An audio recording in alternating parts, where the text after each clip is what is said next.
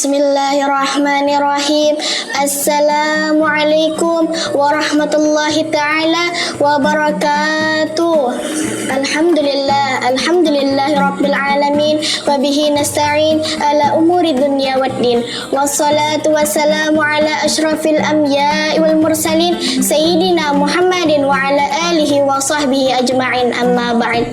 Yang terhormat pendiri Pondok Pesantren Darun Naim almarhum Al-Ustaz Al-Habib Muhammad Ridha bin Ahmad bin Agil bin Yahya, Allahumma ighfir lahu warhamhu wa'afihi wa'fu anhu. Yang terhormat pemimpin Pondok Pesantren Darun Naim Putri Al-Habib Ali bin Yahya. Dan yang terhormat saudara-saudaraku sekalian yang dirahmati oleh Allah Subhanahu wa ta'ala. Pertama-tama, marilah kita panjatkan puja dan puji syukur atas kehadirat Allah Subhanahu wa ta'ala yang telah melimpahkan nikmatnya kepada kita semua sehingga kita bisa bertemu kembali dengan bulan Ramadan yang mulia ini. Salawat dan salam mudah-mudahan tetap dilimpahkan kepada junjungan Nabi kita Muhammad sallallahu alaihi wasallam dan keluarganya, para sahabatnya, para serta pengikutnya sampai hari kiamat.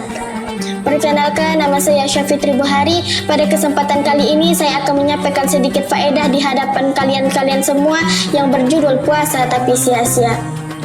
Di bulan Ramadan ini, seorang muslim yang sudah memenuhi syarat maka wajib untuk melaksanakan ibadah puasa. Dengan bertambahnya jumlah umat Islam, tentu semakin banyak pula yang menjalankan ibadah puasa. Namun yang perlu dipertanyakan adalah apakah kita selama ini menjalankan ibadah puasa terima di sisi Allah Subhanahu wa ta'ala atau sia-sia di sisi Allah Subhanahu wa ta'ala. Sebagaimana Rasulullah sallallahu alaihi wasallam bersabda, betapa banyak orang yang menjalankan ibadah puasa yang ia dapati hanya lapar dan dahaga. Hadis riwayat Ahmad. Kaum muslimin wa muslimat rahimakumullah, di antara banyak perbuatan yang menyia-nyiakan ibadah puasa kita adalah kita berpuasa bukan karena Allah Subhanahu wa ta'ala atau salah niat. Niat adalah pokok dari segala amal. Sebagaimana Rasulullah sallallahu alaihi wasallam bersabda, "Innamal a'malu binniyat wa innamal likulli imri'in ma nawa." Rawahul Bukhari wa Muslim. Yang artinya sesungguhnya setiap amal tergantung pada niat dan sesungguhnya setiap orang dibalas pada sesuai niatnya. Salah niat akan menjadikan puasa kita sia-sia. Termasuk salah niat adalah kita berpuasa bukan karena Allah Subhanahu wa ta'ala. Ibadah hanya akan diterima oleh Allah Subhanahu wa ta'ala jika kita melakukannya dengan ikhlas.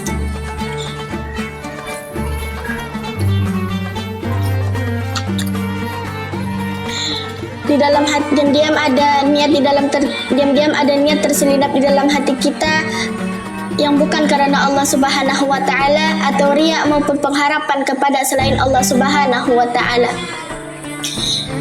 Apa sih yang dimaksud dengan riya? Riya adalah salah satu bentuk kesyirikan yang sangat-sangat dibenci oleh Allah Subhanahu wa ta'ala. Ibadah yang semacam itu akan tertolak dan menjerumuskan pemiliknya ke dalam api neraka.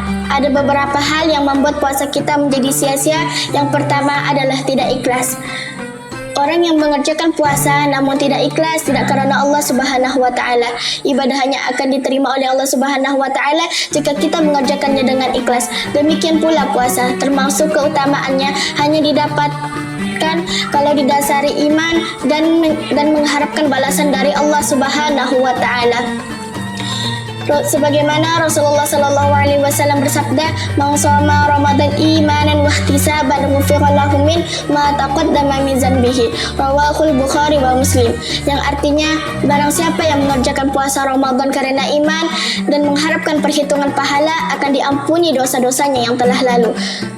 Yang kedua adalah orang yang berkata kotor, orang yang berkata keji, yang secara mudahnya berarti pornografi, maka puasa yang dijalani orang tersebut akan menjadi sia-sia. Karena apa? Karena puasa adalah perisai. Maka barang siapa yang sedang berpuasa, janganlah berkata keji dan mencela. Jika seseorang mencela dan mengajaknya bertengkar, maka hendaklah ia mengatakan, "Aku sedang berpuasa." Yang ketiga adalah mencaci maki dan marah. Dan sebagaimana hadis di atas, mencaci maki juga bisa merusak pahala, bahkan pahalanya bisa lenyap. Dengan itu maka puasa kita akan menjadi sia-sia. Demikian pula marah, ia juga bisa membuat puasa kita menjadi sia-sia. Yang keempat adalah ghibah. Ghibah alias membicarakan keburukan orang lain juga bisa membuat puasa kita menjadi sia-sia.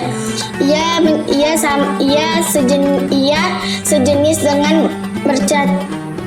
sejenis dengan berkata keji, mencaci maki dan mencela, yakni sama-sama penyakit lisan. Bahkan ghibah diibaratkan seperti kita memakan daging saudara sendiri yang telah meninggal. Dan di hari kiamat kelak, siksa untuk orang yang suka berghibah seperti di firman Allah Subhanahu wa taala. Bismillahirrahmanirrahim. Wala yaghtab ba'dukum ba'dha ayuhibbu ayyakula lahma akhihi ma fakaritumah wattaqullah innallaha tawwabur rahim, yang artinya dan janganlah di antara kamu suka menggunjing sebagian yang lain. Dan apakah ada di antara kamu yang suka memakan daging saudaranya sendiri yang telah meninggal? Tentu kamu merasa jijik dan bertakwalah kepada Allah, sesungguhnya Allah Maha menerima taubat lagi Maha penyayang. Quran surah Al-Hujurat ayat 12. Yang kelima adalah berdusta. Berbohong atau berdusta secara tegas dikatakan oleh Rasulullah SAW sebagai penyebab puasa menjadi sia-sia.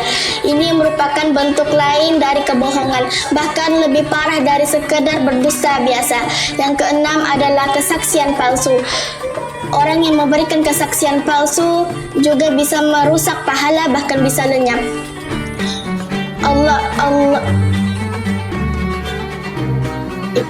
Ini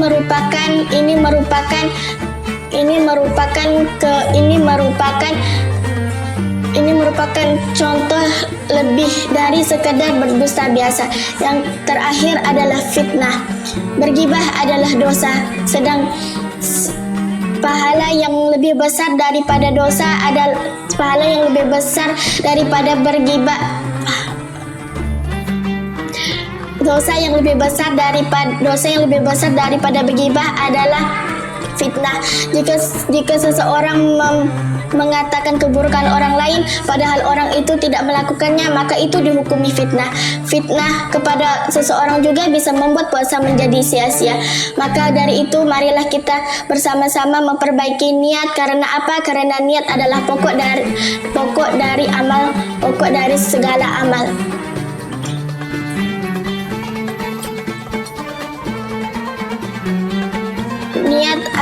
Amal akan menjadi baik karena niat yang baik, dan amal akan menjadi buruk karena niat yang buruk. Ibnu Rahimullah pernah berkata, betapa banyak amalan yang besar menjadi sedikit karena niat, dan betapa banyak amalan yang sedikit akan menjadi besar karena niat. Demikianlah yang dapat saya sampaikan. Kurang lebihnya mohon maaf apabila ada kesalahan dan perbuatan kata, mohon dimaafkan. Wabillahi taufiq wal hidayah. Assalamualaikum warahmatullahi taala wabarakatuh.